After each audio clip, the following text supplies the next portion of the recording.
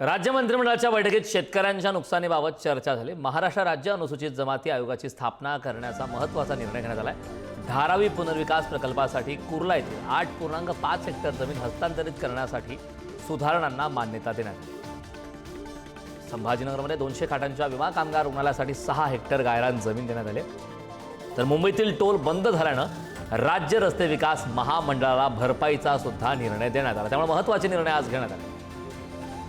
धारावी पुनर्वसनाच्या संदर्भामध्ये मला असं वाटतं की माननीय मुख्यमंत्री महोदयांना सर्व अतिशय म्हणजे सुरुवातीपासून ज्यावेळेला ते पूर्वी मुख्यमंत्री होते तेव्हापासूनची सर्व त्यांना माहिती आहे, तांत्रिक माहिती त्यांना सर्व आहे।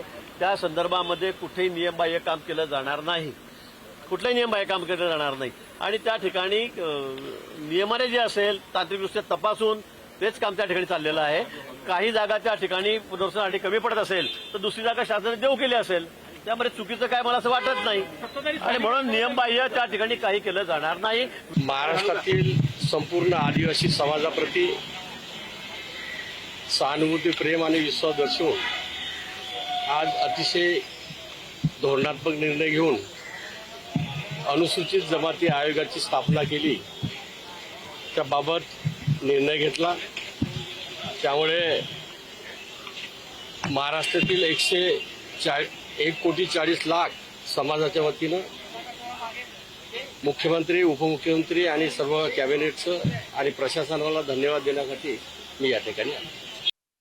तर राज्य मंत्रिमंडळाच्या बैठकीत महत्त्वाचे निर्णय झाले, त्या संदर्भात ताजे अपडेट देण्यासाठी आपले प्रतिनिधी सुशांत सावंत आपल्यासोबत जोडले। सुशांत, आपण पाहतोय महत्त्वाची बैठक झाली आणि आजच्या बैठकीमध्ये काही महत्त्वाचे निर्णय सुद्धा घेण्यात आले। काय काय निर्णय आजच्या बैठकीमध्ये झाले?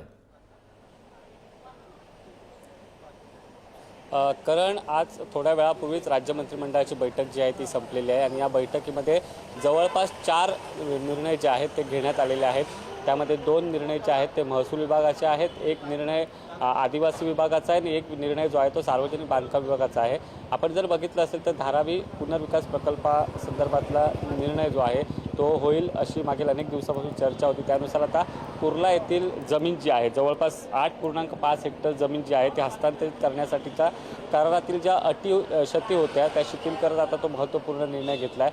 त्याचसोबत दुसरा महत्त्वपूर्ण निर्णय जो आहे तो आदिवासी विभागासंदर्भात आहे। तो निर्णय असा आहे की महाराष्ट्र राज्य अनुसूचित जमाती आयोगाची स्थापना जी आहे ती करण्यात आलेली आहे आणि आयोगासाठी पदनिर्मिती जागा आणि अनुषंगिक खर्चास देखील मान्यता देण्यात आली। त्यामुळे आदिवासी समाजाला देखील याचा फायदा होणार आहे। तर तिसरा महत्त्वपूर्ण निर्णय तो म्हणजे महाराष्ट्र रस्ते विकास महामंडळासंदर्भातला घेण्यात आला आहे। त्यामुळे आज जर बघितलं असेल तर राज्य मंत्रिमंडळाची बैठक जवळपास तासभर चालली आणि या तासभर जे बैठक चालली त्यामध्ये काही महत्त्वपूर्ण निर्णय जे आहेत ते घेण्यात आलेले आहेत।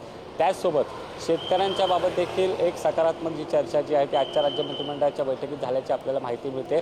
आपण जर बघितलं असेल तर महाराष्ट्रात ज्या पद्धतीने अवकाळी पाऊस पडला आणि त्यामुळे शेतकऱ्यांचं मोठ्या प्रमाणात करड नुकसान झालं होतं, फळबागांचं नुकसान झालं होतं।